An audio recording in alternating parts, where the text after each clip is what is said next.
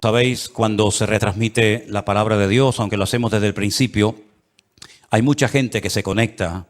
Tenemos hermanos en Las Vegas, parte de una de nuestras iglesias allí en San Francisco. Decirles que hoy hemos abierto un nuevo lugar de culto en la ciudad de Orlando, en Florida, ¿sí? Así que ellos están en este momento en directo, también por primera vez con nosotros. Había hermanos por diferentes partes de la ciudad, pero nos hemos puesto de acuerdo, hemos alquilado una iglesia que no la usan a esta hora, y entonces es la primera vez que los hermanos de Orlando, allí en Florida, se juntan para seguir la retransmisión de este culto en directo. Y habíamos hablado con una universidad en Miami para que nos alquilara un salón precioso. Ya estaba todo prácticamente apalabrado, pero nos han comunicado que los maestros, los profesores de la universidad, pues han decidido no alquilarnos el salón de culto porque no quieren correr alto riesgo. No quieren alquilar lugares para hacer reuniones porque está el ambiente un poquito caldeado, y entonces hemos tenido que posponer nuestras reuniones en esa universidad y estamos buscando otro lugar para, Dios mediante, comenzar también en breve en la zona de Miami. También reuniones con muchos hermanos que tenemos por allí. Y quisiera que en esta tarde, pues como siempre les pido, ¿no? Y como siempre veo que es así, estemos muy atentos a la palabra que voy a compartir con ustedes en esta tarde, que va también un poco en la línea y en la temática de los últimos mensajes, puesto que estamos viviendo tiempos muy interesantes, ¿eh? Y solamente la palabra de Dios es nuestra fuente fidedigna de información, y a ella nos ceñimos sabiendo que Dios todo lo que quiere que sepamos lo ha revelado y escrito en su palabra. Y lo que no quiere que sepamos, por el motivo que sea, pues no nos lo ha dejado en su palabra, y eso no nos tiene que perturbar, sino lo que tenemos que hacer es ocuparnos en saber lo que dicen las Sagradas Escrituras, sobre todo lo relacionado con lo profético de los últimos tiempos. Estoy leyendo y leyendo otra vez las profecías que se encuentran en Daniel, que él dice la Biblia que las escribía pero no las entendía. Incluso en algunas ocasiones se le dice: escríbelas, séllalas, porque esto no es para tu tiempo. Esto es algo que yo te revelo a ti para que quede registro, pero esto es algo que ha de acontecer en los últimos días, en los postreros tiempos. ¿Y quién no sabe que ya estamos en esos postreros días? Cualquier musulmán le pregunta si ellos saben que estamos en los últimos tiempos. A cualquier judío, a cualquier cristiano con dos dedos de frente. Incluso a aquellas personas que no se definen como nada, pero te dicen, por ejemplo, cuando te los encuentras en la calle: esto va a reventar por algún lado. Esto ya no aguanta más. Algo va a pasar. Bueno, gracias al Señor, nosotros los creyentes podemos estar en paz en medio de la tormenta porque sabemos lo que va a suceder. Y para eso tenemos la palabra de Dios. Oramos en esta tarde, queridos hermanos, pidiendo la bendición de nuestro Dios para este mensaje. Te damos muchas gracias, Señor, una vez más, por esta oportunidad que nos das de aprender, de conocer las cosas que tú has dejado en tu palabra para mantenernos firmes en la fe, para saber cómo actuar, cómo comportarnos en estos tiempos peligrosos y difíciles en los cuales nos ha tocado vivir. Señor, abre nuestro entendimiento para que podamos comprender tu palabra y podamos en esta tarde, Señor, ser fortalecidos en nuestra fe, en nuestra comunión contigo, y que esta palabra sea de bendición para todos los que la van a escuchar, tanto hoy como en cualquier otro momento. Nos ponemos en tus manos y pedimos tu bendición en el nombre de Jesús. Y amén, y amén. Yo lo primero que me gustaría pedirles a todos ustedes, no solamente los que están aquí reunidos, sino también los que están en sus hogares y los que después van a ver estas reuniones. Y no sé si se han dado cuenta, pero en las últimas semanas han habido centenares, cientos de miles de personas que, debido a todo lo que está ocurriendo, se han metido en, seguramente, muchas otras páginas, ¿no? Pero yo hablo de lo que nos atañe a nosotros, a ver qué es lo que está sucediendo, a ver qué es lo que está pasando. Tenemos ya mensajes en nuestro canal de YouTube que tiene casi 4.000 mensajes. Tenemos mensajes que ya pasan de los 2, 3, 4, 5, 6, 7, 8, 9 millones de visualizaciones. Es algo increíble ver cómo Dios está despertando las conciencias de muchísimas personas en muchas partes del mundo, porque están realmente preocupadas, diciendo qué es lo que va a pasar. Yo ya digo, lo primero que les quiero pedir a todos ustedes es que mantengamos la calma, por favor. Veo a muchos creyentes nerviosos, angustiados, con miedo. Y lo primero que tenemos que tener en cuenta es que el Señor es nuestra paz, que todo está bajo el control de Dios y que aquí no va a caerse ni una hoja de un árbol sin permiso de nuestro Dios. Así que mantengamos la calma, la serenidad, la paz y no dejemos que nada ni nadie nos perturbe. El Señor Jesucristo dice: en el mundo tendréis aflicción. Más claro agua, pero confiad, yo he vencido al mundo. Mi paz os dejo, mi paz os doy, no como el mundo la da. La paz de Cristo es una paz que a menos que tú la tengas no te la puedo explicar con palabras. Y mira que sé explicar muchas cosas y el Señor me ha dado, pues yo creo que algo de sabiduría para explicar muchas cosas de su palabra. Pero explicarte lo que es la paz de Cristo, sinceramente me faltarían palabras para poder explicarte lo que es vivir en cualquier momento y circunstancia de la vida, bajo la enfermedad de un hijo, bajo la muerte de un ser querido, en momentos de guerra, en momentos de necesidad, de crisis matrimonial, problemas de toda índole. Explicarte lo que es tener en esas circunstancias la paz de Cristo prácticamente es imposible hacerlo con palabras, a menos que usted tenga esa paz morando en su corazón. Así que, hermanos, recordemos lo que dijo el Señor: ¿quiénes somos? La luz del mundo y la sal de la tierra. Si me permiten la expresión, guardemos la compostura en todo momento, porque ahora se nos van a presentar muchísimas oportunidades y ocasiones para dar testimonio y explicarle a la gente, si es que lo sabes, lo que está sucediendo y cómo va a terminar todo esto. Porque la Biblia no solamente te dice cómo va a empezar todo, cómo se va a desarrollar los acontecimientos, sino que además te dice cómo van a terminar los acontecimientos. Y lo que de entrada te puedo decir es que el mundo nunca más volverá a ser el mismo a partir del 7 de octubre. Nunca más Oriente Medio volverá a ser lo que fue. Europa nunca más volverá a ser lo que ha sido. El mundo espiritual ha cambiado radicalmente. Te lo voy a intentar explicar esta tarde. Porque todo lo que nosotros vemos que está sucediendo en este nivel, en esta dimensión de lo natural, es simplemente, como he dicho muchas veces, y lo repito, un reflejo del mundo espiritual. El mensaje de hoy yo lo he titulado ¿Palestina o Israel? Porque se está oyendo mucho hablar en los últimos días, semanas, acerca de Palestina, de Israel y de Palestina. Y yo tengo que hacer un pequeño alto en el camino antes de entrar en lo que va a ser en sí el mensaje y decirte que no hay que ser ni judío, ni musulmán, ni creyente, ni cristiano, ni nada, para saber que nunca, jamás en la historia hubo un Estado llamado el Estado palestino. Nunca existió tal cosa, jamás. Te voy a decir de dónde viene y quién le puso ese nombre a ese territorio de Palestina. Antes de que los judíos llegaran a ese país y declararan el Estado judío de Israel, como se llama, en 1948, estaban los ingleses en aquel lugar. Después de la Primera Guerra Mundial se repartieron el mundo las naciones vencedoras. Y a Inglaterra le tocó lo que ellos llamaban en aquel tiempo Palestina. Así que no sacaron de allí al pueblo palestino, porque nunca existió un país llamado o un pueblo llamado palestino, jamás. Entonces sería antes de los ingleses, pues tampoco, porque antes de los ingleses estaban los otomanos. Y sabéis que en ese país han estado todos, los omeyas, los árabes, los bizantinos, los hasmoneos, los griegos, los romanos. Prácticamente todo el mundo ha estado por allí. Los cruzados con aquellas cruzadas, y decirles incluso que hasta el rey de España es el único rey del mundo que tiene el título de rey de Jerusalén, por si no lo sabían. Es decir, que por ese pequeño territorio, que es un cruce entre lo que se consideraba la Mesopotamia y Egipto o la salida al mar Mediterráneo, jamás ha habido un Estado palestino, nunca. No sé si en algún momento lo habrá, pero jamás en la historia ha existido tal cosa. ¿De dónde viene entonces el tema o el término Palestina? Realmente el título, el nombre de Palestina fue un castigo del Imperio Romano a los judíos. Me explico.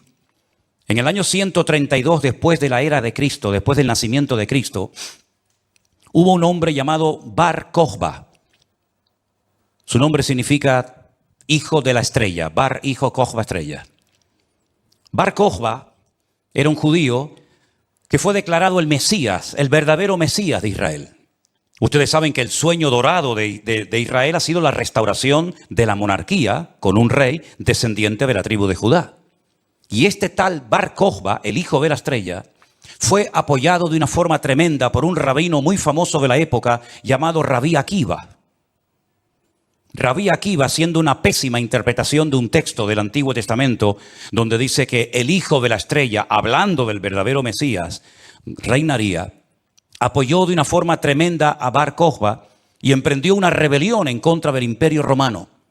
Y durante un par de años logró crear, entre comillas, un pequeño, país independiente que era la región o la provincia del sur de Judea. Los romanos no le iban a permitir ni a Bar Kokhba ni a nadie que pisotearan a Roma, que humillaran a Roma. Y entonces emprendió una matanza, una guerra terrible contra este líder religioso político y lo desmenuzaron. En aquellas guerras se cuenta que murieron más de 580.000 judíos. Una barbaridad. 580.000 judíos perdieron la vida, incluido el Bar Kokhba este. ¿Por qué se produjo esta rebelión? Bueno, hay varios factores, varios motivos. El primero es porque el Imperio Romano había prohibido practicar la Brit Milá, el pacto, la circuncisión. No se podían hacer circuncisiones en Israel y sabéis que eso es algo sagrado, incuestionable. No se negocia el circuncidar sí o no a un varón. Eso es algo que nadie cuestiona. Incluso los judíos ateos lo hacen con sus hijos. Todos lo hacen, sean creyentes, practicantes o no. Y eso estaba prohibido. Estaba prohibido la celebración del Shabbat, el día de reposo para el pueblo de Israel en aquel tiempo. Estaba prohibido enseñar Torah, enseñar la ley de Moisés, celebrar las fiestas. Y para colmo, como ya Jerusalén había sido destruida, totalmente destruida en el año 70 por el hijo del emperador Vespasiano, Tito, la destruyó y cumplió la profecía que Cristo había dicho en Mateo capítulo 24. ¿Veis todo esto? No quedará piedra sobre piedra que no sea destruida. En el año 70 se cumplió literalmente esa palabra profética que Cristo le había dicho a sus discípulos y que la encontramos en Mateo 24. Y la ciudad de Jerusalén fue destruida completamente, incluido lógicamente el templo. Los tesoros del templo, que eran incalculables, se llevaron a Roma. Y su padre, Vespasiano, construyó un templo, pero a la muerte, el famoso Coliseo romano, que todavía lo pueden visitar los que quieran. Y para hacer una conmemoración de esta victoria, entrando o muy cerca del Coliseo romano, está el Arco del Triunfo de Tito, por donde les desfilaron las legiones romanas, humillando a los judíos que se los llevaban por miles y centenares a Roma para ser lanzados al circo romano, crucificados, etcétera, etcétera. No solamente ocurrió eso, sino que para más INRI, para más humillación, lo que hizo el emperador Adriano fue cambiarle el nombre a la ciudad de Jerusalén. Subió a lo alto de donde estaba el templo, que es el monte Moriah, donde actualmente está el Domo de la Roca, y al lado la mezquita famosa de Al-Aqsa. Y allí puso un templo a Júpiter, una de las divinidades más adoradas y queridas de Roma. Y le cambió el nombre de Jerusalén por Aelia Capitolina. Y ese fue el nombre que le pusieron. Esto fue una humillación tan grande que no pudieron soportar semejante humillación parte de la tribu de Judá que estaba todavía en aquel tiempo allí, que decidieron emprender una rebelión en contra de Roma. Y en el 132, este hombre, Bar Kokhba, se atrevió a plantarle cara al Imperio Romano. Y durante un par de años tuvo, éxito, pero finalmente fue despedazada y arrasada completamente ese país. El rabino que la apoyó, el Rabí Akiva, lo llevaron a Cesarea la Marítima. Digo la Marítima porque sabéis que en los tiempos de la Biblia había dos ciudades que se llamaban Cesarea de Filipo al norte y Cesarea la Marítima al lado del mar Mediterráneo. Y allí con peines de hierro al rojo vivo le arrancaron toda la piel y lo torturaron hasta la muerte a Rabí Akiva. Y ya se acabó cualquier otra posibilidad de rebelarse, de levantarse contra el Imperio Romano. Queda un pequeño reducto de judíos, rebeldes, pero bueno, ese es tema para otro día. Y entonces, para humillar más a ese país, para que nunca nadie pudiera recordar que un día hubo una ciudad llamada Jerusalén, que ahora se iba a llamar, y hacía años que se llamaba Elia Capitolina. Al país se le puso Filistea, tierra de filisteos. Y de ahí viene la palabra, el origen de la palabra Palestina. Fue un castigo de Roma a los judíos para que nunca más nadie pudiera echar de menos un país llamado Israel. Y esa es la historia del nombre Palestina. Y por allí, ya digo, han pasado todas las civilizaciones, culturas, religiones, imperios, cruzados, etcétera, etcétera. Pero nunca, a pesar de que Roma le puso a ese país Palestina o tierra de filisteo, jamás hubo un estado propio, gobernado, libre, independiente, llamado el Estado de Palestina. Jamás lo ha habido, nunca. Y no hay ni que ser cristiano para entender esto. Cualquier persona lo sabe perfectamente. Por lo tanto, cuando hace unos días un señor dijo que Jesús era palestino, yo le pediría a los que son de ese país que se pongan en contacto con su embajador o con su presidente y le corrijan a este señor, porque Palestina no existía en la época del Señor Jesús. Hay que decirle a este señor que Jesús era de la tribu de Judá. Su padre y su madre, que están sus árbol genealógico en la Biblia, Mateo capítulo 1, Lucas capítulo 3, eran descendientes de la tribu de Judá, que a su vez estaba entroncada con la casa real del rey David. ¿Y quién era David? Era de la tribu de Judá. Su papá se llamó Isaí.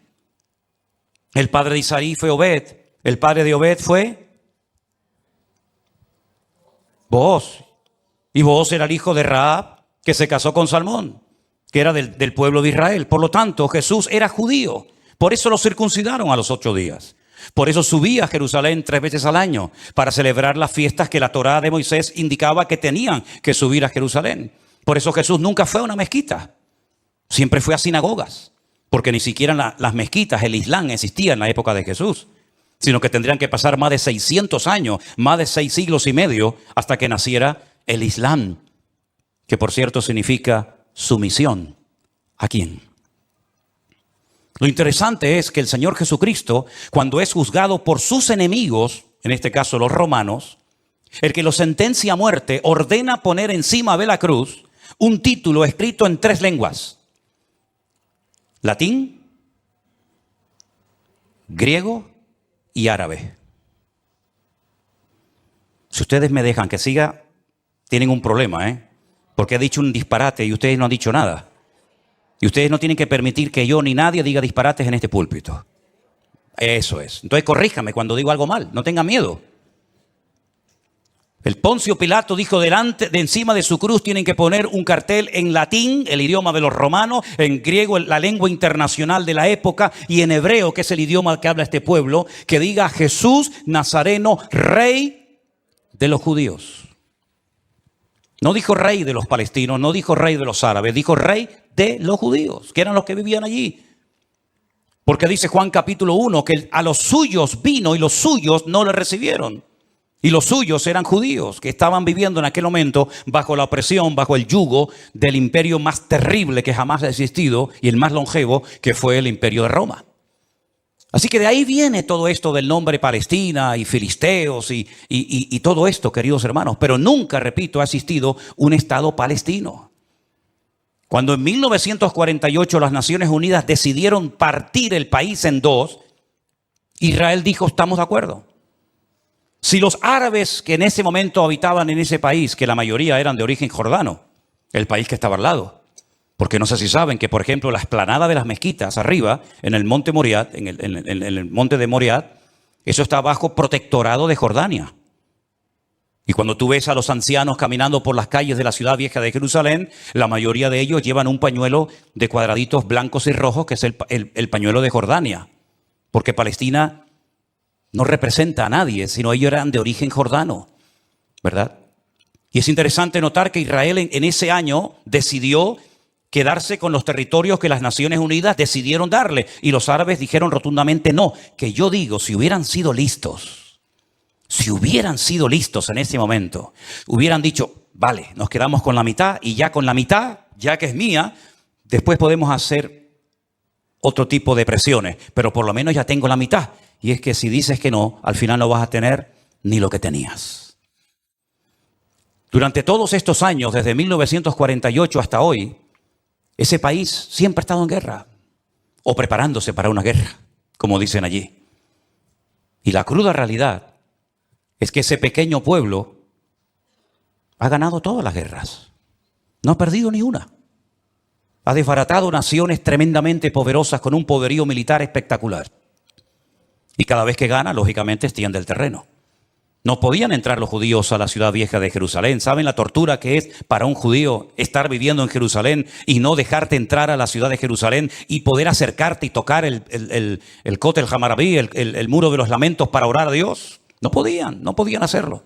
Desde 1948, que entraron allí, hasta 1967, en la guerra famosa de los 6 días, los judíos veían de lejos. Por eso cuando ustedes van a Jerusalén se van a dar cuenta que las casas que están más en alto son las que le permitían al judío poder ver el monte del templo, porque no podían acercarse a tocarlo, ni a mirarlo. Y no solamente desde 1948, desde hace muchos siglos tampoco podían estar allí. Y al final recuperaron la ciudad de Jerusalén. Pero todas y cada una de estas guerras siempre ha cambiado la atmósfera, el mundo espiritual, siempre. Porque algo que tenemos que tener presente es que el mundo natural refleja lo que está pasando en el mundo espiritual, ni más ni menos. Y me gustaría con algunos textos de la Biblia demostrarles que el mundo espiritual es tan real como este mundo en el cual nos movemos tú y yo como pez en el agua. En el libro de Daniel, en el Antiguo Testamento, este hombre está cautivo en Babilonia. Las tribus del sur, Judá y Benjamín, han sido derrotadas, han sido humilladas por las tropas de un tal rey Nabucodonosor. Son llevadas cautivas por 70 años a Babilonia. Algunos se preguntarán, ¿y por qué fueron llevados cautivos a Babilonia justamente 70 años? Bueno, primeramente por su desobediencia, por su rebeldía, por no haber querido arrepentirse.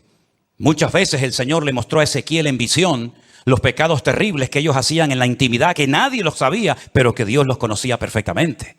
Y dice que se lo llevaba en visión y le decía, métete por el agujero de esa pared y mira lo que están haciendo ahí adentro, a ver si no son dignos de mi ira y de mi juicio, ¿verdad?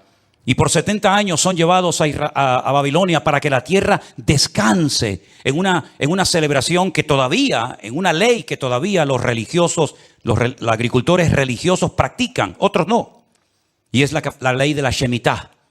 La Shemitah es una ley que obliga al agricultor, al que se dedica a los labores del campo, a dejar reposar la tierra un año entero. No se puede trabajar la tierra. Nosotros estuvimos este año, creo que fue este año, el año pasado, y veíamos muchos campos muy bonitos, muy bien arados, muy bien trabajados, y otros campos totalmente como abandonados, llenos de malas hierbas, y nos decían, estos son los campos de los agricultores religiosos que no van a trabajar durante este año. Por la ley de la Shemitah, que es el descanso de la tierra. Dios preparó un día a la semana para el descanso del hombre, para que usted no sea una máquina de trabajar y trabajar y trabajar, sino que también reconozca que hay un Dios que creó el universo, la tierra, y nos da la familia y los hijos para disfrutar, y no que usted se ponga con 70, 80 o más años de la vida, y lo único que ha hecho en toda su vida es pagar deuda, comprar cosas y trabajar ¿verdad? Como un esclavo, y al final se le fue la vida trabajando. Cuando el Señor dice, detente, cesa toda actividad y descansa como mínimo tú, tus empleados, tus bestias, tus animales durante un día a la semana. Y así reconocen la obra creadora de Dios y así renuevas tu fuerza para empezar una nueva semana con la bendición de Dios. Pero también la tierra, el Señor la cuida, porque dice la Biblia que la tierra es de Dios, no es del hombre. La tierra de Israel no es de los judíos. La tierra de Israel, ese territorio tan pequeñito, no es de los palestinos. ¿Quién es el dueño de la tierra? Es Dios, lo dice en su palabra. Del Señor es la tierra y su plenitud. Y dice la Biblia que durante los 490 años que vivieron allí cuando entraron con Josué, nunca cumplieron la ley del reposo de la tierra. Por lo tanto, la tierra necesitaba descansar 70 años. 70 por 7, ¿cuánto es? 490.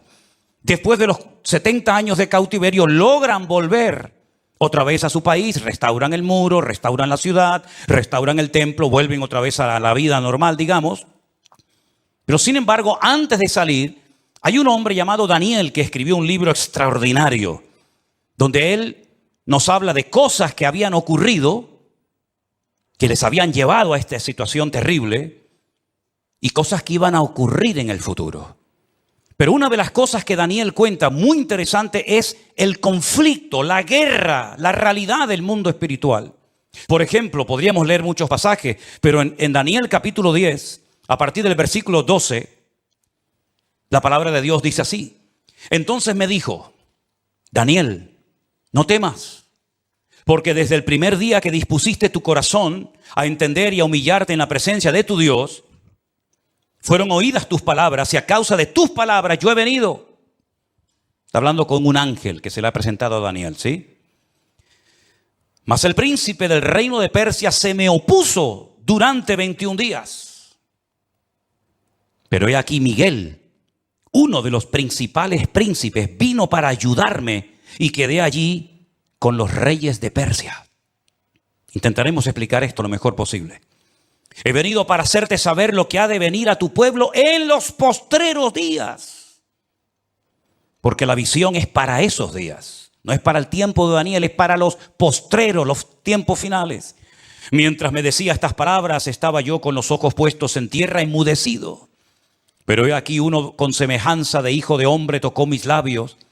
Entonces abrí mi boca y hablé y dije al que estaba delante de mí, Señor mío, con la visión me han sobrevenido dolores y no me queda fuerza. ¿Cómo pues podrá el siervo de mi Señor hablar con mi Señor? Porque al instante me faltó la fuerza y no me quedó aliento.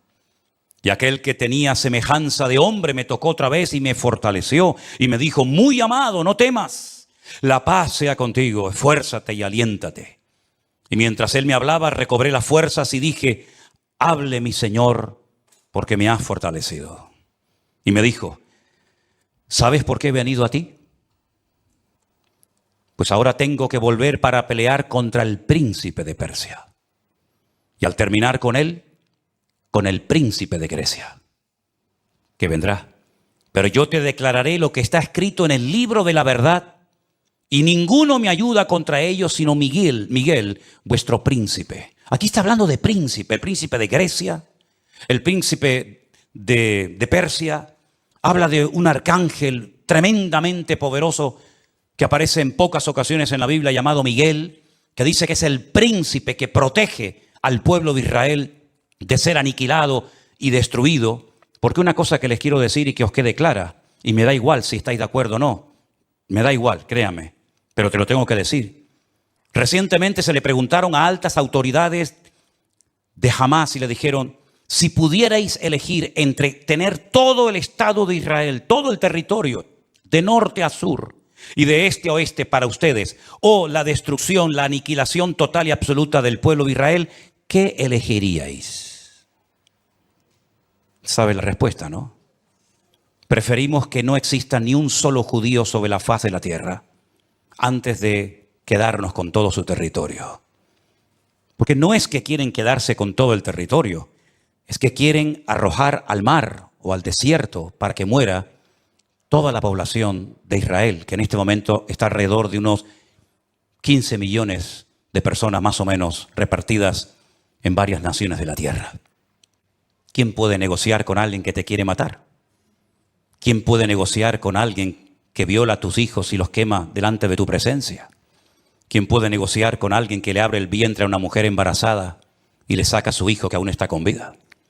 ¿Quién puede negociar con alguien que te odia y que el sueño de su vida es destruirte a ti y a toda tu descendencia? ¿Quién puede negociar con semejantes salvajes? Fijaros que ya no digo animales, como decía hasta el otro día, porque no quiero ofender a los animales. Pero aquí encontramos una realidad espiritual. Daniel estaba orando, estaba ayunando por 21 días, 3 semanas seguidas, y la respuesta a su oración no venía la respuesta a su oración. Y finalmente se le presenta un ángel y le dice, desde el primer día que te pusiste a orar, tu oración llegó a la presencia de Dios. Y entonces, ¿por qué no vino la respuesta? Porque el príncipe de Persia se me oponía. Había interferencias, por decirlo de alguna manera, en el mundo espiritual. ¿Quién es el príncipe de Persia? Un poder espiritual, un príncipe de las tinieblas que no quería que Daniel recibiera la revelación y la información de lo que le iba a pasar a su pueblo a corto y a largo plazo. Y con esto coincide lo que se ha leído esta tarde desde este mismo púlpito, la famosa armadura del cristiano en Efesios capítulo 6, donde el apóstol Pablo dice: nuestra lucha ahora como creyente no es contra sangre y contra carne, no. Esa ya no es nuestra batalla, esa ya no es nuestra lucha. Nuestra lucha, que existe y es real, es contra principados y contra potestades, contra los gobernadores de las tinieblas, contra huestes espirituales de maldad en las regiones celestes.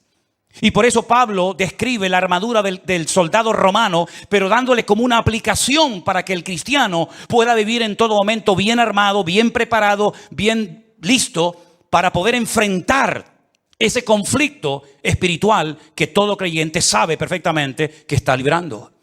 Fijaros que las últimas palabras del apóstol Pablo cuando escribe a Timoteo le dice: he peleado la buena batalla. No ha sido fácil llegar hasta la meta, Me han torturado, me han apedreado, me han puesto en la cárcel, etcétera, etcétera. Y he peleado la buena batalla y he acabado la carrera.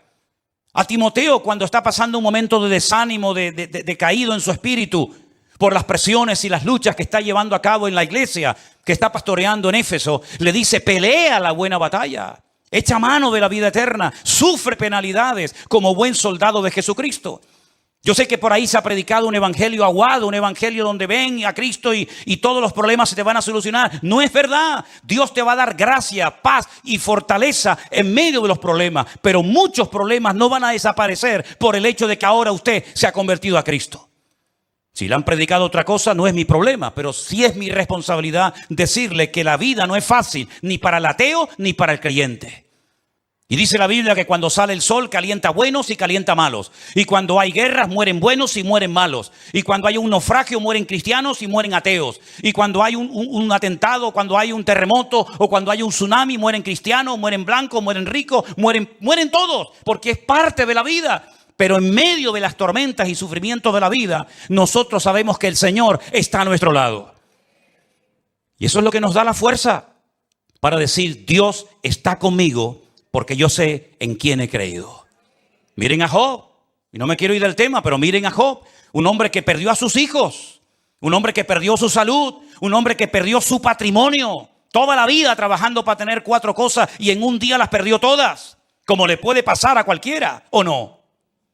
Sin embargo, cuando su mujer le dice: maldice a Dios, ¿qué tipo de Dios tienes tú? Que hoy te da y mañana te quita, ahora te sana y mañana te enferma. Y le dice: como cualquier persona incrédula, insensata, has hablado. Yo sé en quién he creído y aunque Dios me mate, yo lo voy a seguir adorando porque yo sé que mi Redentor está vivo. Podemos tener paz en medio de la tormenta, podemos dormir en paz, como dice la Biblia: en paz me acostaré y asimismo dormiré. Porque solo tú, Señor, me haces vivir confiado. Y aunque un ejército acampe contra mí, no temerá mi corazón. Porque el Señor es mi luz y mi salvación. Son promesas que las hemos interiorizado en nuestra vida. Y no es como un mantra que lo tengo que repetir para autoconvencerme de que Dios está conmigo. Es que no me tengo que autoconvencer de nada. Él mismo me da testimonio a mi espíritu de que no estoy solo en medio de las luchas de la vida.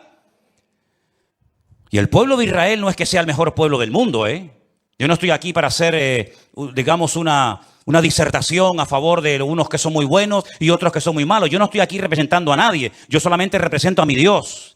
Y mi Dios no se casa con nadie. Y mi Dios ama a todo el mundo por igual. Y mi Dios no hace acepción de personas. Y todos los seres humanos, me da igual, son palestinos, o son judíos, o son canarios, o son latinos, o de donde sea. Todos los seres humanos tenemos que arrepentirnos delante de nuestro Dios por nuestros pecados. Y aquí no hay ni buenos ni malos, sino que aquí cada uno tiene que ser consciente de que no hay justo ni aun uno delante de la presencia del Señor. El mismo Señor Jesucristo, y hoy lo leía en el Evangelio de Mateo, le decía a los judíos: si no os arrepentís, todos pereceréis igualmente. Por lo tanto, mis queridos hermanos, lo importante es saber que estamos en una guerra espiritual porque estamos a punto, y lo vamos a ver, que todo va a cambiar. La película que hemos vivido hasta el día de hoy, nuestra vida ha sido como una especie de película con diferentes actores, diferentes escenarios, ¿verdad? El escenario va a cambiar completamente. Los actores van a cambiar. El guión va a cambiar. Y cuando está a punto de producirse un cambio en el mundo significativo que afecta a miles y a millones de personas, hay siempre guerra en el mundo espiritual. Miren cuando Cristo nació, la guerra espiritual que hubo. Comenzaron a asesinar niños, ¿verdad? Comenzaron una serie de revoluciones, porque cada vez que va a haber un cambio que va a afectar la economía, la política, la vida social, etcétera, siempre hay un conflicto espiritual tremendo. Daniel estaba orando porque quedaba pocos años, poco tiempo. Probablemente estaba por el año 68, máximo al 69, de la liberación, ¿verdad?, del pueblo. Y Daniel estaba no preocupado, pero sí indagando, leyendo las escrituras, orando y ayunando, porque sabía que se avecinaba, se oteaba en el horizonte un cambio tremendamente significativo. Miles de personas por fin iban a poder volver otra vez a su país. Iba a haber una masa de gente que iba a ir de un lugar a otro. Y esos cambios, hermano, no se producen por casualidad. Esto que estamos viendo, que ayer llegaron 1000 al Hierro, el otro día 600 a Lanzarote, el otro día no sé cuántos al Hierro, todo eso no es producto de la casualidad. Satanás está cambiando la escena mundial. Y lo vamos a notar en pocos días, en pocas semanas. Esto va a ser completamente diferente. Y los que tengamos la oportunidad y el privilegio de volver a Israel, porque vamos a volver a Israel, no nos vamos a encontrar al Israel que hemos conocido por más de 20 años. Nos vamos a encontrar a la gente de una forma diferente, una actitud diferente, una atmósfera completamente diferente, porque estamos en una guerra espiritual tremenda. Cuando se lee la famosa armadura del cristiano, se enfatiza mucho que la espada es la palabra de Dios, el yelmo o el casco del soldado representa la salvación, el escudo representa la fe. Pero si ustedes prestan atención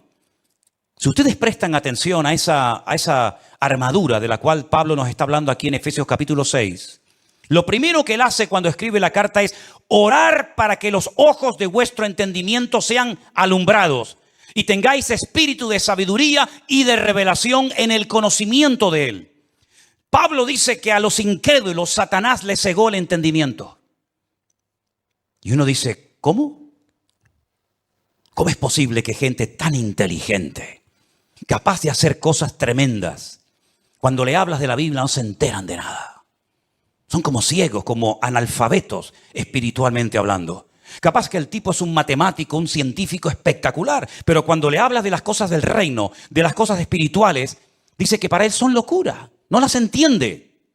Yo incluso he hablado con muchísimos rabinos judíos que se saben libros de memoria de la Biblia y les he hablado, por ejemplo, de Daniel y me dicen literalmente, no entiendo lo que estoy leyendo, no lo entiendo. Y uno se queda sorprendido porque se cumple lo que dijo Isaías, dale esto al que sabe leer y te dirá, no lo entiendo. Y Pablo dice que esta armadura representa la verdad, la justicia, la paz, la fe, la salvación y la palabra de Dios. Fíjate qué palabras tan interesantes. Dice que ceñid vuestros lomos con la verdad, con la coraza de justicia, calzados los pies con el apresto del evangelio de la paz, coger el escudo de la fe, tomar el yelmo de la salvación y la espada del Espíritu, que es la palabra de Dios. Estas 6 cosas, estos 6 elementos están en el punto de mira de Satanás para arrancarlos de nuestra sociedad de un plumazo. Quiere cambiar la verdad en mentira y convertir la mentira en verdad. Si no, sal por la calle hoy en día y pregunta cosas que tienen que ver ya no con la fe, sino con el sentido común. Y te vas a dar cuenta que hay gente que cree en mentiras, creyendo 100% que son grandes verdades. Y las grandes verdades las cuestionan y las echan a un lado porque dicen, eso no es verdad, eso es mentira. Esa es una de las estrategias del diablo, bombardear, dinamitar las escuelas, las universidades, incluso también, como no, las iglesias, la familia, los gobiernos, la política, el arte, la pintura, la literatura, todo, para que al final la sociedad siga creyendo más en las mentiras que en las verdades. ¿Quién enseñó que para ir al cielo hay que explotarse? Es una gran mentira, pero 1.000 millones creen que es una gran verdad. Aquí vino hace poco una persona que me decía, ¿cómo es posible que ustedes crean que la tierra es redonda? si la tierra es plana? Yo decía, pero ¿me está hablando en serio este hombre? Quiere quitar la verdad y convertirla en mentira. La justicia la quiere convertir en injusticia. De hecho, muchas veces hay más sentido común, más sentido de la justicia en la calle, en la sociedad, hablando en una cafetería o en un bar, que cuando ves un acto supuestamente de justicia, que es una tremenda injusticia. Cuando a una persona se le meten en su hogar y no los puedes echar porque no tienen dónde vivir. Y no les puedes cortar la luz y el agua porque es un delito si le corto a un ocupa en mi casa la luz y el agua, y han convertido la justicia en injusticia. Ya no tiene derechos el propietario, ahora tiene derechos el que usurpa la propiedad ajena. ¿Eso es una justicia? ¿Eso es justicia? Quiere cambiar la paz en guerra, cosa que sabe hacer perfectamente. La fe en incredulidad, la salvación en muerte y en desesperación eterna, y la palabra de Dios por cualquier cuento que cuenten por ahí, dándole más credibilidad a las mentiras que al libro eterno llamado Biblia o palabra de Dios. ¿Qué te parece? Estamos viviendo en tiempos peligrosos porque dice Daniel capítulo 7, verso 2, que los vientos han comenzado a soplar en el gran mar. Miren ese versículo. Daniel dijo, miraba yo en mi visión de noche, y he aquí que los 4 vientos del cielo combatían en el gran mar. En la Biblia, el gran mar es el mar Mediterráneo. Es el mar que toca muchos países europeos y también del norte de África. ¿Y de dónde se levantará un personaje siniestro que tendrá un poder tremendo? Económicamente hablando, políticamente hablando, económicamente hablando, del antiguo territorio que ocupaba el reino de Roma. Todo lo que es el norte de África, la parte de Oriente Medio y todo lo que es Europa, hasta lo que se conoce como Finisterre, el fin de la tierra para los romanos hace 2000 años. Y dice que en ese gran mar, él vio como 4 vientos, que son demonios, comenzaban a soplar de tal manera que comenzaron a levantarse animales. El resto del capítulo no lo voy a leer, pero dice que comenzaron a levantarse animales. Se levantó un leopardo con alas, se levantó un oso con unas costillas en la boca, se levantó un león con alas, se levantó una bestia indescriptible de esa zona donde soplaban los 4 vientos, y comenzaron a levantarse esos animales que representaban imperios, poderes políticos que iban a afectar la vida de miles y de millones de personas a lo largo de la historia. ¿Cómo podía saber ese hombre cuando todavía no existían ni los medos persas, ni los griegos, ni los romanos, que se iban a levantar esos imperios siglos antes de antelación? Es que la Biblia se anticipa en el tiempo y en el espacio, demostrando que Dios es un Dios veraz y que siempre sabe lo que va a suceder porque Él controla la historia. ¿Cuántos dicen amén? Y vemos varios vientos en la Biblia. No tengo tiempo para extenderme en todo esto, pero ¿cuál fue el viento que destruyó la barca de Pablo o el barco de Pablo? ¿Cuál fue el viento ese? Es el viento que golpeó contra un creyente, contra un representante del cuerpo de Cristo, el Euroclidón. El Euroclidón destrozó la nave de Pablo y Pablo tuvo que ir a tierra a calentarse y a salvar la vida. Ese viento soplará. Son nombres de la mitología griega. El Aquilón, el Austro. Son vientos que se mencionan, por ejemplo, en el libro del Cantar de los Cantares. Métanse y estudien las direcciones de estos vientos. Generalmente los vientos, depende del viento, suelen ir en una misma dirección, pero llegará un momento en el que se producirá como una especie de huracán, ¿verdad? Donde hay vientos de norte, de sur, de este, de oeste, y es imposible navegar de esa manera. Es imposible navegar con 4 o 5 vientos diferentes. Y eso es lo que va a pasar en los últimos tiempos. Representa la lucha del mundo espiritual con nombres de vientos. Con nombres de vientos que aparecen en la Biblia, y esos vientos se van a llevar a cabo en una zona geográfica en la que tú y yo también vivimos. Y por eso Europa va a ser afectada grandemente en los últimos tiempos. ¿Qué es lo que hay detrás de todo esto? No es una lucha de unos contra otros simplemente. Es una lucha de Satanás contra Dios y su palabra. Ni más ni menos. ¿Quién puede más? ¿Alá o el Dios de ustedes? ¿Quién puede más? ¿El Corán o vuestra Biblia o Torá? Es una lucha de tipo espiritual. Y si no estamos velando y orando, no vamos a saber cómo comportarnos, cómo actuar en este tiempo, porque algo muy importante que lo vamos a ver ahora en un momento en la pantalla, es cómo Satanás a lo largo de la historia, como una especie de camaleón, si me permite, ha ido adaptándose a los tiempos, a las culturas, a las tradiciones, y de esa manera ha ido preparando el escenario para esta escena final que tenemos en el horizonte. Todavía la guerra fuerte que nos habla Ezequiel 38 y 39 aún no ha empezado. No es esta que estamos viendo ahora. Todavía viene otra peor, para que lo sepan. Cuando Gog, príncipe de Mesec y Tubal, vienen del norte con 200 millones de soldados para destruir al pueblo de Israel. Porque de esta Israel volverá a salir con muchas pérdidas humanas, con mucha sangre derramada, pero aún viene la peor, que la Biblia dice en qué momento se va a producir, qué naciones van a intervenir, por dónde van a atacar, cómo va a terminar, cuánto va a durar, etcétera, etcétera. Pero tengo una lista que se la voy a poner ahí en la pantalla. Espero que estas características del diablo de los últimos tiempos las tengan en cuenta, porque esta es la forma como Satanás ha decidido actuar en nuestra generación. Primero, lograr los objetivos deshumanizando a la humanidad. Eso ya es una realidad entre nosotros. El objetivo, lo que se pretende alcanzar, está por encima de cualquier precio de vida humana. Si mueren 1000, da igual, traemos otros 1000. Si son 10.000, traemos otros 10.000. Es como cuando los romanos estaban al pie de la montaña de Masada.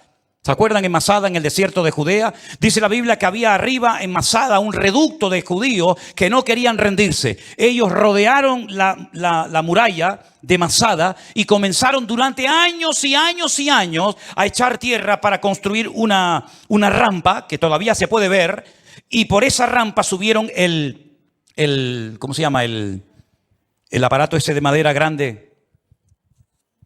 Ahora ya lo diré. 4 años preparando esa rampa para poder subir arriba. Dice la Biblia que la iglesia es columna y baluarte. Ahí está, ya me vino. El baluarte. El baluarte era esa torre de madera que iban arrastrando los esclavos. Dentro iba llena de soldados y cuando llegaba arriba se abrían las compuertas y salían para atacar. 4 años preparando esa rampa de tierra. ¿Cuántos murieron? Miles. Muchos de los que estaban trabajando al pie de la montaña eran familiares, conocidos, vecinos o amigos de los que estaban arriba, rodeados por las legiones romanas.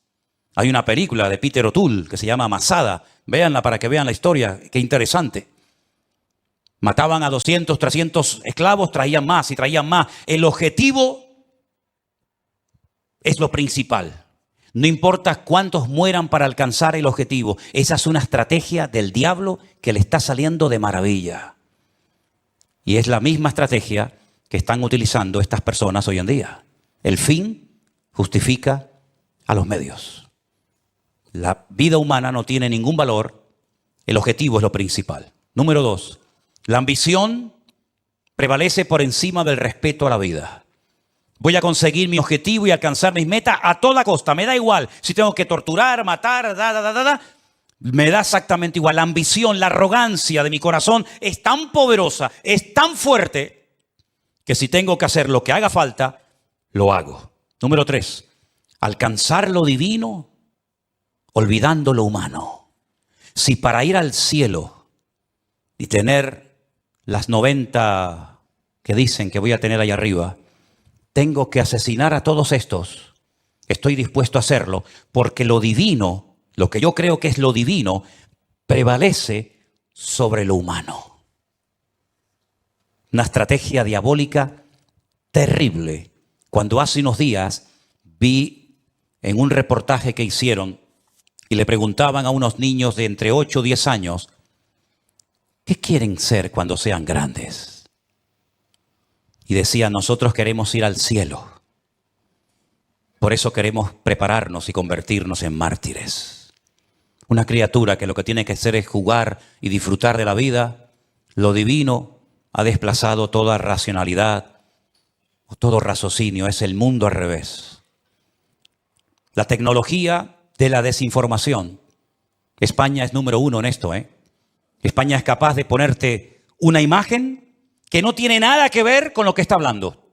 De hecho, ha habido a veces en varias cadenas de televisión en España que están hablando de un conflicto X, de una situación cualquiera que sea, y ponen unas imágenes de hace años que no tiene absolutamente nada que ver con lo que ellos están contando en ese momento. Como tienen el poder de quitar, de poner, de añadir, de ese, etcétera, y cuando venga la inteligencia esta que llaman, ¿cómo es?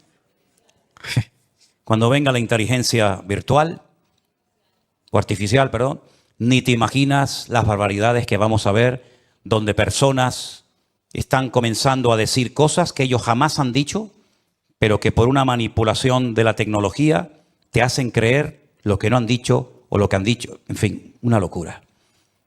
Los medios de comunicación son una fábrica que crea deliberadamente ignorancia. Cuanto más ignorante sea la gente, mejor. La ignorancia para ellos es poder. Cuanto más ignorante sea una persona sobre la realidad, sobre la Biblia o sobre lo que sea, mejor. Creación deliberada de ignorancia. Sembrar confusión, toda la que se pueda y más, engañando deliberadamente a la gente. Poner en duda la credibilidad de la fuente. Por ejemplo, mi fuente de información es la Biblia. Ah, no, pero eso no sirve, eso está caducado. ¿Cómo? No, la Biblia está llena de contradicciones. Y se quedan tan panchos. Y se quedan tan tranquilos. ¿Cómo que está llena de contradicciones? ¿Dónde están las contradicciones? No, eso está lleno de eso no, esta no es la Biblia verdadera. ¿Cómo que no es la Biblia? No, la Biblia verdadera la tienen los curas en el Vaticano, me dijo una vez uno. Sí, tiran por tierra la fuente, la fuente mía no vale, la que vale es la tuya, la de internet, que te metiste anoche, leíste no sé qué. Esa es la verdadera, que ahora nos están fumigando. Esas nubes que aparecen en el cielo son aviones que nos están fumigando para que no llueva. Dios, pues menos mal que nos fumigaron para que no lloviera, Porque ayer hablaba con un pastor de Madrid que me dice, no puedo salir del coche porque tengo el agua hasta el cuello. Increíble, ¿no? O cuando vino el COVID, ¿se acuerdan? Esto es una estrategia de los Illuminati, de los masones, para una drástica reducción de la población humana. Pues qué malos fueron, porque me parece que murieron como 2 o 3 millones en el mundo y somos 7.000 millones. Lo hicieron muy mal, Y que todos los que nos vacunamos en 2 años morimos. Pues se equivocaron, porque ya llevo 3, vivo y coleando. Pero en fin, esta fuente no vale, la que vale es siempre la de ellos. Negar los hechos. No, eso no fue así. Eso no fue así. Tengo imágenes de satélite, donde se ven desde los satélites cómo lanzan los distintos cohetes. Y más de 550 cohetes lanzados desde la Franja de Gaza, no uno como el del otro día, 550 cohetes han caído dentro de la Franja de Gaza. No, pero eso es manipulación. Eso es manipulación.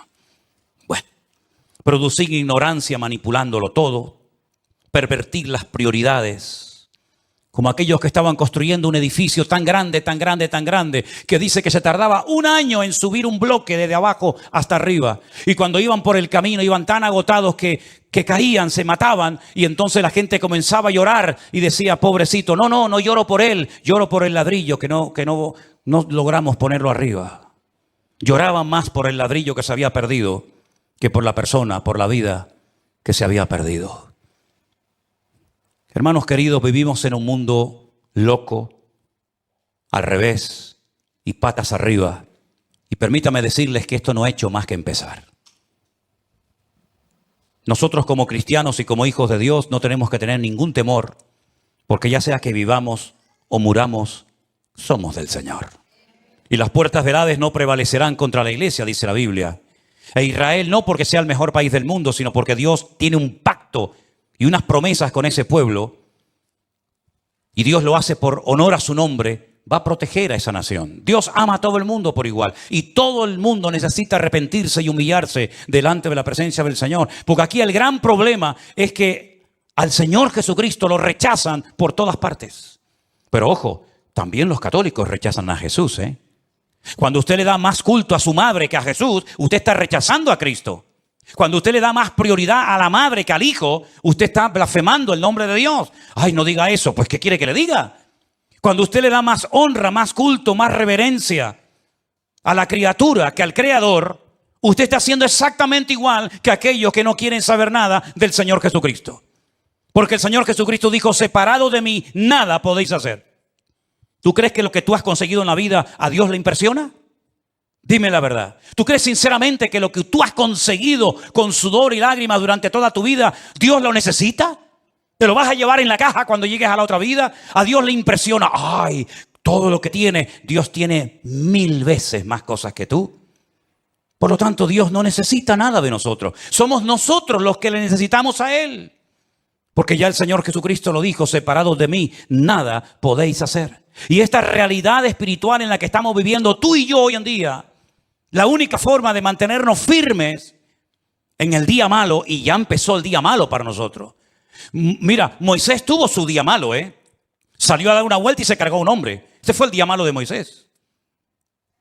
Pedro tuvo su día malo cuando aquella chica lo apuntó con el dedo y le dijo, tú eres uno de ellos. Y él le negó. Ese fue el día malo para Moisés, para Pedro. Elías tuvo su día malo cuando una depresión lo prendió y le dijo, Señor, quítame la vida, ya no aguanto más, estoy solo, ya no quiero seguir adelante. Ese fue el día malo.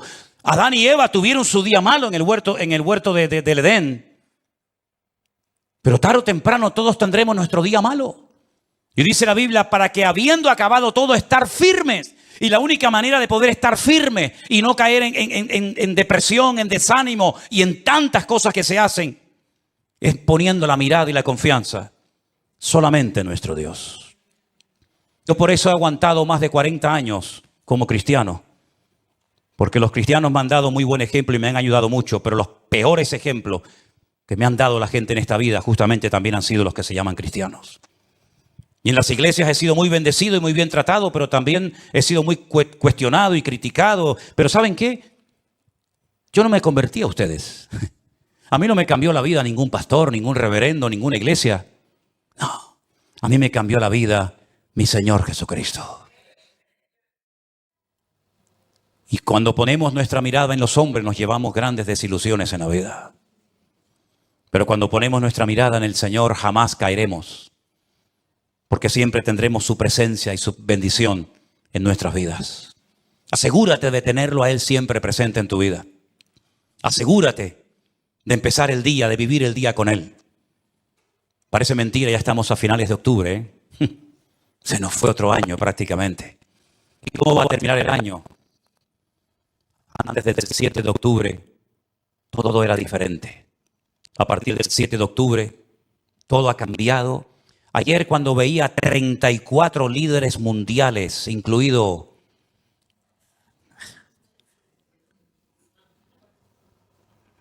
¿saben qué les digo, no?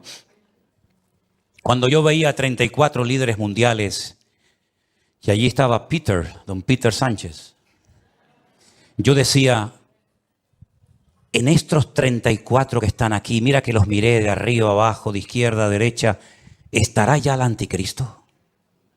¿Estará ya el anticristo? Porque el mundo está clamando por alguien que venga y solucione todo. Da igual si es musulmán, judío, creyente, ateo, de derechas o de izquierda. El mundo está clamando a grito y de hecho este señor que vive en Roma dijo hace algún tiempo lo que el mundo necesita es un líder, uno solo, con todo el poder para que gobierne. Y tuvo razón, el mundo verá a ese líder y el primero que lo van a apoyar van a ser ellos. Y yo me preguntaba, ya digo, ayer en esa reunión de 34 líderes mundiales, ¿estará aquí en medio de ellos este personaje siniestro? Porque esto se tiene que arreglar de alguna manera. Cada vez que empieza una guerra, sobre todo de Israel, siempre a los pocos días se reúnen o en el Cairo o en cualquier país para decir, sí, ahora no empiecen así, me parece, creo que es aquel, me parece, no. Siempre ahora todo el mundo se lleva las manos a la cabeza. Hay que parar esto como sea. Hay que pararlo antes de que entren los del norte. El único que puede traer paz a la tierra es el príncipe de la paz, que por cierto no fue invitado a esa reunión. Los ciegos guiándolos a ciegos. Cuando todos los que están ahí deberían de haber dicho, hagamos una oración y démosle gloria a Dios, para que Dios nos ayude a solucionar los gravísimos problemas que tenemos y que no sabemos cómo solucionar. ¿Vieron el último discurso del presidente de Salvador, Bukele? ¿Lo vieron? ¿Lo oyeron? Qué interesante. Qué interesante. Empezó su discurso diciendo, quiero dar toda la gloria a Dios. Uno de los países más violentos del mundo, donde todos los días había cantidad de asesinatos, de crímenes, de secuestros tremendos. Se ha convertido en uno de los países más seguros del mundo. Ya no hay delincuencia, ya no hay robo, ya hay una tranquilidad en las calles tremenda. Y una de las cosas que dijo ese presidente en ese discurso fue, le pedimos sabiduría y revelación a Dios. En una semana solucionamos todos los problemas, no murió absolutamente nadie. Y el país más peligroso del mundo, en proporción a otros, se ha convertido como botón de muestra de otras naciones de la tierra. Pero cuidado con quitarle la gloria a Dios, porque en el momento en el que le quitemos y le robemos la gloria a Dios, puede volver otra vez el enemigo a traer sangre a nuestras ciudades. Qué ejemplo tan grande, ¿no? ¿Cómo me gustaría a mí ver en España? Me imagino que a ustedes, venezolanos, colombianos, cubanos, argentinos, ¿verdad? ¿Cómo nos gustaría ver a todos y a cada uno de nosotros que antes de hacer una reunión para intentar solucionar un problema dijeran, bueno, vamos a hacer una cosa. Vamos a orar, vamos a pedir la bendición de Dios para que Dios nos dé sabiduría y salgamos de este lugar sabiendo lo que tenemos que hacer. ¿Creen ustedes que a Dios no le agradaría que lo invitaran a una reunión para que Él les diera sabiduría a toda esa gente? Por supuesto que sí. Pero me parece que no lo vamos a ver. Me parece que no lo vamos a ver. Así que, hermanos míos, cierra tus ojos en esta tarde y vamos a decirle, Señor, nosotros sí te queremos. En estas reuniones no te quieren, pero nosotros sí te queremos, porque te necesitamos más que nunca. Y queremos que tú traigas primeramente paz a nuestras vidas, paz a nuestros hogares y sobre todo que te vean a ti. Y te reconozcan a ti, el único Dios vivo y verdadero, porque es la única manera de que podamos, como dice la Biblia, vivir reposadamente. Te damos gracias, Señor, en esta tarde por tu palabra. Te doy gracias porque sabemos que en esta lucha la victoria es nuestra, porque Cristo ha vencido al enemigo y tu victoria, Señor, prevalece por encima de todo. Te ruego, Señor, en el nombre bendito de Jesús, por esta situación, por este caos tremendo, que nadie sabe cómo pararlo, nadie sabe cómo solucionarlo. Pero yo te ruego, Señor, por tus hijos, por los que te han recibido, por los que han creído en ti, Señor, que esos son tu verdadero pueblo, Señor. Me da igual si son judíos o gentiles, los que te han recibido en sus corazones, te pido que los guardes, los bendigas, los fortalezcas y que nos mantengamos firmes en estos tiempos difíciles y peligrosos en los que nos ha tocado vivir. Guarda a nuestros hijos, Señor. Queremos también hacer una oración especial pidiéndote por todas esas criaturas, esos niños pequeñitos y sus padres, que han sido llevados de una forma cruel, terrible. Señor, que vuelvan todos y cada uno de ellos, Señor, cantando y alabando y dándole gloria a Dios. Señor, en el nombre de Jesús, tú no tienes ningún problema en resolver nuestros problemas y te pedimos ayuda. Por eso, Señor, métete en nuestra familia. Toca la vida de nuestros hijos. Toca la vida de los líderes del mundo para que te reconozcan y clamen a ti, Señor. Faraón pidió ayuda y la recibió. Nabucodonosor pidió ayuda y la recibió. Señor, te pedimos que toque los corazones, que te lleves corazones de soberbia, de piedra, y traigas humildad y arranques las mentiras a las que se agarran millones de personas, porque la única verdad eres tú, Señor Jesús. Gracias por tu paz y por tu presencia en nuestras vidas. En el nombre de Jesús. Amén. Y amén. Nos ponemos de pie, mis queridos hermanos. Si tú dispusieres tu corazón y extendieres a él tus manos. Levantarás tu rostro limpio de mancha. Será fuerte y nada temerás. Te acostarás y no habrá quien te espante. Y muchos suplicarán tu favor. Te acostarás y no habrá quien te espante. Y muchos suplicarán tu favor. Tendrás confianza, porque hay esperanza. Mirarás alrededor y dormirás seguro. Y aunque oscureciere, como la mañana será, la vida será más clara que el mediodía. Si tú dispusieres tu corazón y extendieres a él tus manos, levantarás tu rostro limpio de mancha. Serás fuerte y nada temerás. Te acostarás y no habrá quien te espante. Y muchos suplicarán tu favor. Te acostarás y no habrá quien te espante. Y muchos suplicarán tu favor. Tendrás confianza, porque hay esperanza. Mirarás alrededor y dormirás seguro.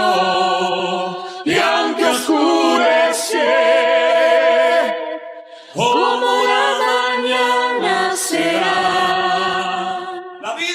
la vida será más clara que el mediodía. Y muchos suplicarán tu favor. Y muchos suplicarán tu favor. Y muchos suplicarán tu favor.